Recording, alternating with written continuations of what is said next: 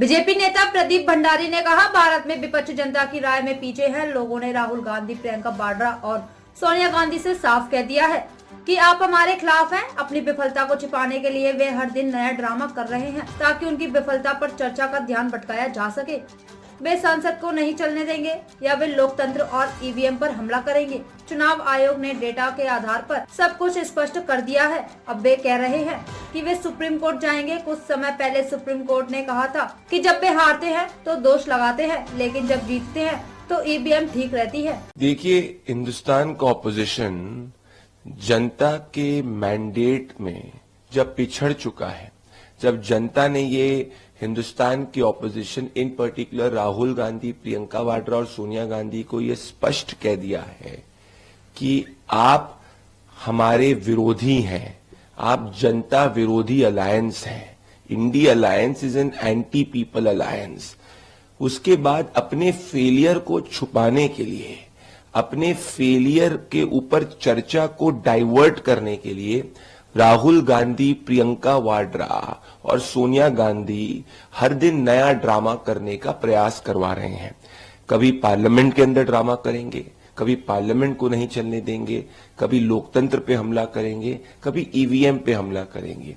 अब जब हिंदुस्तान के इलेक्शन कमीशन ने दूध का दूध और पानी का पानी आंकड़ों के आधार पर कर दिया है, तो ये एक नया शिगुफा छोड़ रहे हैं कि हम सुप्रीम कोर्ट जाएंगे।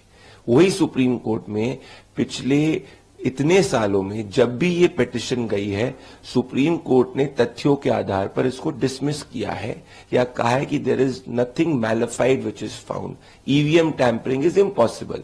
सुप्रीम कोर्ट ने कुछ समय पहले ये कहा था कि when you lose you blame the EVM, when you win the EVMs are fine. VVPAT की भी पिटिशन सुप्रीम कोर्ट गई थी, जहां 2 करोड़ से ज्यादा वीवीपैट को चेक किया गया था और एक भी उसमें मिसमैच नहीं पाया गया था। जितना समय ये देश के लोकतंत्र, देश के इलेक्शन कमीशन, देश के चुनाव आयोग सुप्रीम कोर्ट को ब्लेम करने में व्यस्त करते, अगर उसका 10% समय भी ये आत्मचिंतन करने में लगाते कि जनता का मैंडेट कैसे नहीं जीता, देश विरोधी कैसे हो गए, जनता विरोधी कैसे हो गए, तो ये सब ड्रामा करने की जरूरत नहीं पड़ती। अगर ये फिर भी बहुत सीरियस हैं तो इनको पहले प्रियंका वाड्रा को संसद छोड़नी चाहिए, क्योंकि उसी ईवीएम से वो जीती हैं। झारखंड की सरकार उसी ईवीएम से बनी, उनको छोड़नी चाहिए।